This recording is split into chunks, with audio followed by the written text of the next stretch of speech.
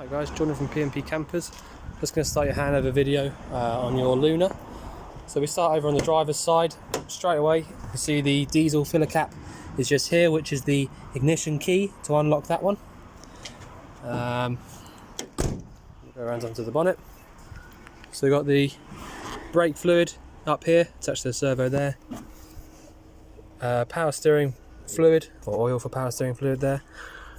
Washer fluid goes in through there. Your engine oil you can top up from that cap there, and then your actual dipstick is down here, but you need to pull these little levers to actually open up. The engine coolant is here, and you can see minimum maximum levels, which is obviously you check that when it's cold.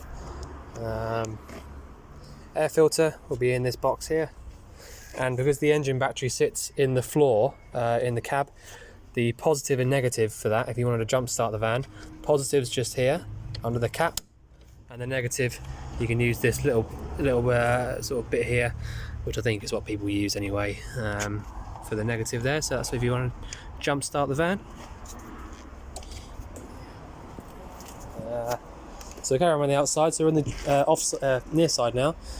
So we've got the main caravan door, which is on a gas strut to open up, really nice and solid. The gas locker now, so you've got two keys to go in there, the same key, but you know, two things to open up. You've got a nice big gas locker in here. You've got space for two 13 kilo propane bottles if you tried, but really you just want these two 6 kilos. So you've just got a nice simple sort of gas locker. There's just literally this pipe running to the rest of the pipe down into the van there, and then your bottle top regulator there, which is new by the looks of it. You got a 2019 dated hose, but it is new. We have replaced it for new, but it's just that the stuff that we've got is a couple of years old. Turn these bottles on. If you can see, anti-clockwise round to the left is on, and if you remember to go all the way on so you can't go any further, then you'll know when you come back to turning it off, you'll only be able to go one way, which is clockwise around to the right for off. So I'm going to leave it on for now because I've got a few bits on. Toilet cassette locker, so really simple and easy to use. If I just show you popping it away now, push all the way in like that until the cap sits over, and take it back out, lift the cap up, and then pull this all the way out. Obviously you need to turn this round in order to empty it out, but you need to hold this little yellow button down when you are emptying it, just because it's like a pressure release valve kind of thing. So yeah, so that's all you need to do really, and then pop it back away like that, all the way in. You've got a fresh water flush, you don't have to worry about any pink fluid, but you can, if you want to, I would advise to do it, buy a spray can of the pink fluid to go around the bowl.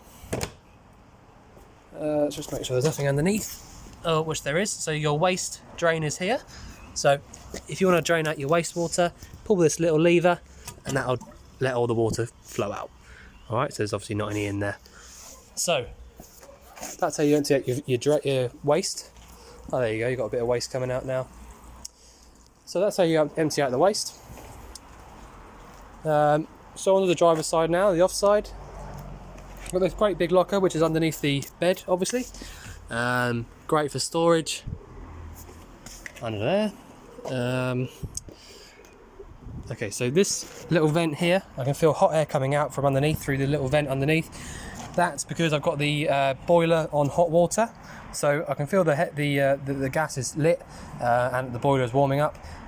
And also, if you start to see water accumulating at the bottom like that, that's totally normal. It's just condensation.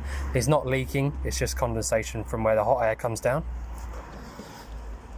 Hookup point, so that's where you put your hookup in if you're at home or you're in a campsite. So if you're going to use your 240 sockets or anything like that, that's what you need to do, and just give it a little tap like that, just to make sure it won't flap open when you're driving. External 12 volt point, so basically someone's changed it from hookup to 12 volt at some point. Same thing again, just give it a little tap.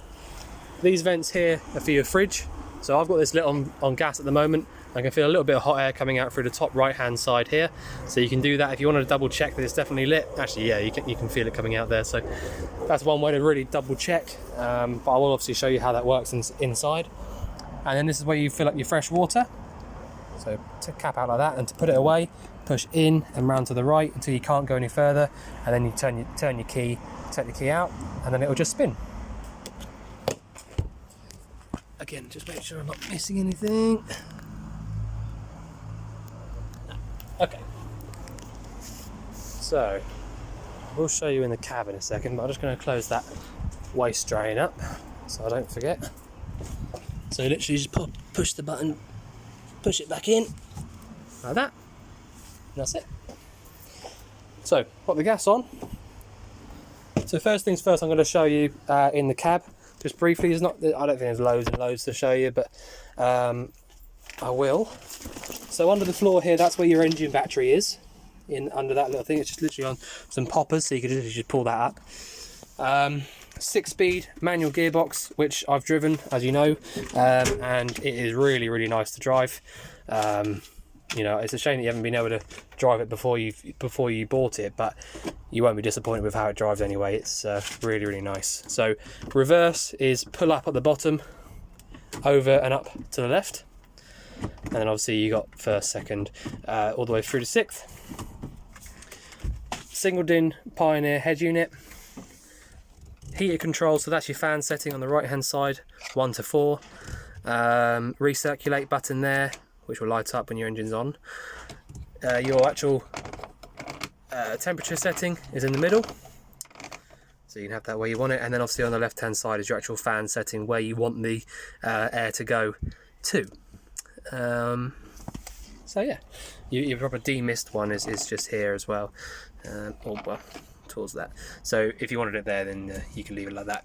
Your hazard lights are just here, and your little air vents need to be pushed in like that there to get them to open up. Your horn is this button on the left hand side here. Main light switches just there on the left hand stalk, and your fog lamp. Washers and washer fluid are on the right hand stalk, and your electric adjusting mirror is there, so you choose which mirror you want to move, and then you can move it like a joystick. And then obviously your electric windows, sorry. More words muddled up. Right, so you got your horn is on the stalk, like I said, it's not on the actual, it's not here. And if I just see, reversing camera working exactly how it should. Actually really clear as well. And then, yeah, so it's just that one. So you can turn that off and on whenever you want it. You know, you don't have to have it on all the time, but it just really helps when you're trying to reverse up to things. You can see exactly how close you are.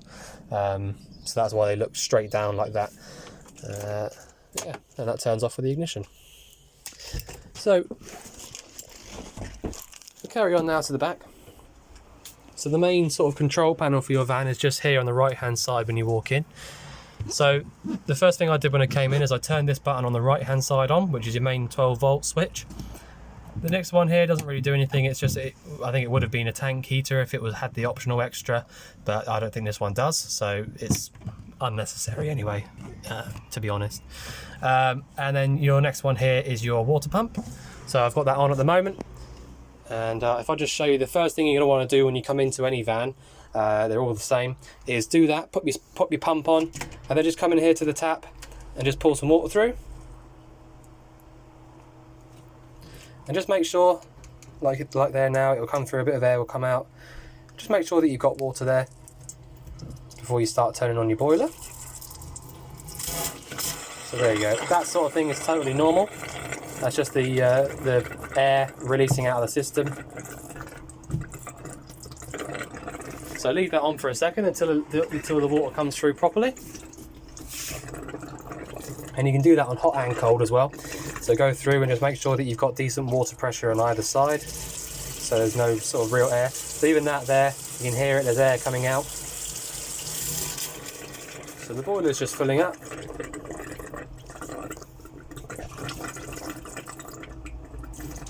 So that's the first thing you want to do. Come in here and do that. Pull the hot water through the tap once you've turned your pump switch on, and just wait. It takes a few minutes sometimes just to get the water through to make some decent pressure. But whilst you're doing that, I'll show you a few other bits and pieces. Your 3 hobs up here, they've got there's no like ignition for it as such, so you need to have a clicker for that. You've got a thermocouple on each of these. I'll just show you. See, that's got under pressure now. You've got plenty of water coming out, no air. And then just go back through again. There you go, that's it. Pump switched off straight away once you turn that off there. And then you can go ahead and do what I'll show you in a minute with the boiler.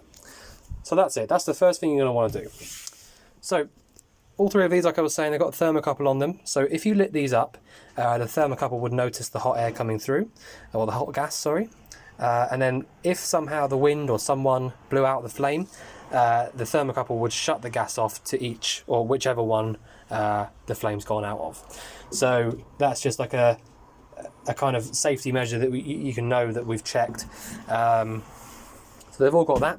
In fact, every gas appliance in the van's got one of those. So yeah, so that's all good. So the next thing, once you've gone through and you've turned your pump on like that, you can come to here and just go through and select what you want your boiler to do. All right, so the boiler is gas and electric for the heating, for the hot water, sorry. But for the heating, it's just gas only. So if I just show you heating only, as long as you've got your gas bottle on outside, if you click down to that little gas symbol there, that means heating only. If I went down 2, I get the little yellow light come up, which means the water's heating up, and that is heating and 60 degrees of hot water. Now if I turn that back to the middle, that's totally off and both of those lights will go out. If I wanted to heat the water up only and no gas, no heating at all, I go up to 40 degrees hot water, or up again to 60 degrees hot water, and then that's just hot water only.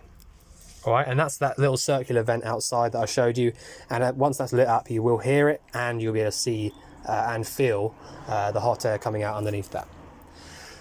So I'll turn that off for now because I've already had that on today actually, so it all works as it should. So I've shown you these 3. On the left hand side here, you've got your battery and water level sort of indicators. So the top one is the engine battery. So push and hold that, and if you look at the right hand scale there, it's about 13 volts in it. And if I just go down, the leisure battery, it's got about 12.5 volts in it. So that's perfect. No hookup cable plugged into the van, so that's perfect sort of resting rate. And if I click up or down on this this little rocker switch here, this one here is telling us how much fresh water we've got. So you've got about half a tank of fresh water. If the waste tank got really, really full up, this red light up here would come on, so that'll tell you that you need to empty your waste out. And if you plug your hookup cable into the van, this green light up here will come on to tell you that the charger's working. So really, really quite easy up there. Once you got the hang of it, then if you leave this switch on where it is, the pump switch, when you turn the main on and off switch on, it comes on anyway. So you can just leave all that how it is and just turn this one on the right off whenever you finish in the van. So yeah. So like I said, this is the boiler on gas, heating, hot water, both. All right, and back to the middle for off. So whilst I'm on the subject of heating and hot water and all that, this little button down here, this is your hot water on electric, all right? And that'll obviously only work when your hookup's plugged in. But if you had a hookup plugged in and click down like that, the boiler would then start to heat the water up via the electric. All right, and it would glow up green. Okay, so we get the camera to focus. 3-way fridge. So it's your Thetford 3-way fridge, really easy to use. I've got it lit on gas at the moment, which is why it's come up with the gas symbol in there. So all you need to do to actually get that to work is, if I turn it off now, that's totally off. So there's nothing on the screen, that means it's off. If I turn it back on again, it will automatically try and choose an energy of using the fridge. So it's chosen gas. Now that's lit straight up, and the igniter's stopped. All right, so that's it. If you find one day that you can't light the gas up, if the igniter just keeps going and going and going, then you can do this. You can go through here on the right hand side and just put the temperature all the way down low and then try it again, because sometimes that means that you're sort of overloading it with gas. If it's a hot day, then it will struggle. So if you put it down low, and now when it's lit, you can just go up and turn it all the way back up again. All right. If you want to use it any other way, you click through on the left hand side. So that one there is hookup. So obviously that'll only work when you're hooked up. And then the next one is your leisure battery, and that'll only work when your engine's running. So you have to get these fridges cold first, either via the gas or the hookup, because the other way, the 12 volt isn't powerful enough on its own. And then turn it over to the 12 volt symbol just for when you're driving. And then when you get to wherever you're going, everything will still be cold inside. So that holds the temperature. It doesn't get it cold on its own. So the best way to do that is if you try and cool the fridge down perhaps the night before going away, either via the hookup or the gas, and then change it over to the 12 volt just for when you're going to start driving. When you get to where you're going, everything will still be freezing cold inside, and then switch it back to one of the other two. Turn it off, like that. Your oven and grill have got their own igniter, so they've got a little light in there as well. So all you need to do to light one of these up is, if I show you, push in. That's just me pushing in. All right. So that's how the igniter works. That's the grill and the oven. So if I show you, I'll push in and round to the right for the grill, and that's lit straight up. Hold it for a sec and then let go, like that. And exactly the same thing for the oven. Push in and round to the other way, to the left. And you can see there, that's lit straight up. Hold it for a second. And that's it. Really easy. Turn it off, back to the middle, like that. And again, like I said, they've all got the thermocouples on them, so you hear a little click once they've turned off. That's just the thermocouple switching the gas off. So, above here we've got the microwave, which on the hab check Dave would have checked and written down the amps. So that works as it should, and that'll only work when your hookup's plugged in, obviously. In this cupboard here, you've got your Vision Plus aerial booster up there, and just a few sort of extras the previous owner would have left behind. The bathroom is really straightforward. Exactly the same kind of mixer tap here in the bathroom. Obviously make sure you take your plug out. Although this is one of the plugs which you can leave in, you just sort of lift it up a little bit.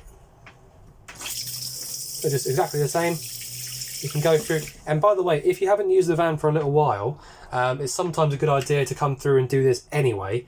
And that was that switch up there. If you haven't used the van for a little while, sometimes it's an idea to come in here and do all of the taps, pull the water through and make sure there's no serious air anywhere, just like that, just as a way of double checking there's no serious air anywhere. And just so you know as well, sometimes these sinks, they do take a little bit longer than a household sink to drain. It's because it's running down into a tank rather than just out straight onto the floor, so they do take a little while sometimes. Toilet cassette, couldn't be easier. Push this button and that'll be pumping round your flush fluid. Pop the lid down and open it up to drain it into the cassette. Close it back up again to close the flap for the cassette. And just so you know as well, if you ever find that you can't pull the cassette out from outside, then it means that you've got the flap open inside here. So you need to come back in here, close the flap, and then try it again. So yeah, the shower, just exactly the same as the others. I'm not going to do it because I'll get soaking wet, but it's literally exactly the same, just a mixer tap, which has been tested for leaks again, so you know it works exactly the same way. You can go through and choose how much hot water and cold water you want, and obviously you got a little screen that comes across as well. So yeah, that's about that.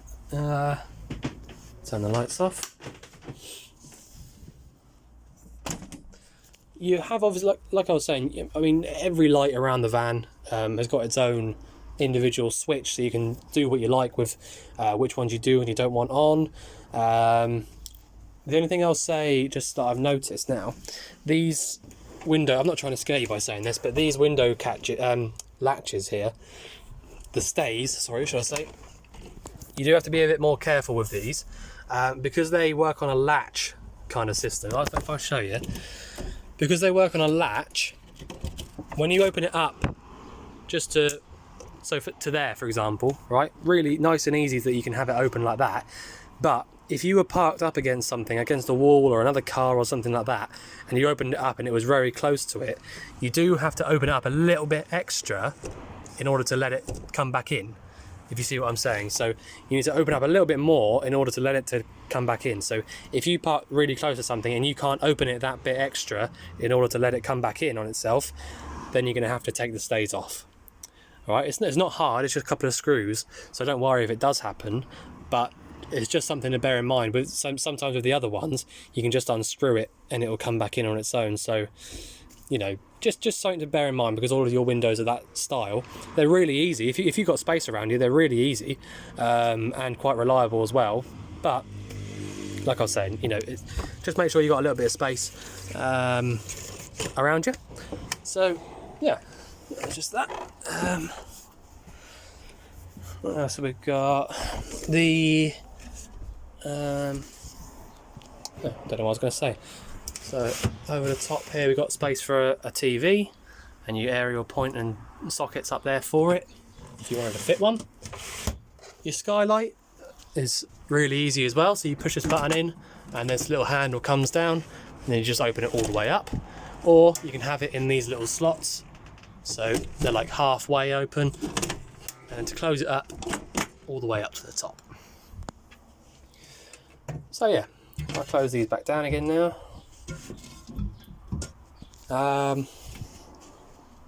Okay, so I think I've gone through everything I can go through, but if you think I've missed anything out, then obviously let us know. We'll answer any questions you've got, but otherwise we look forward to seeing you soon to collect your van. Thanks very much.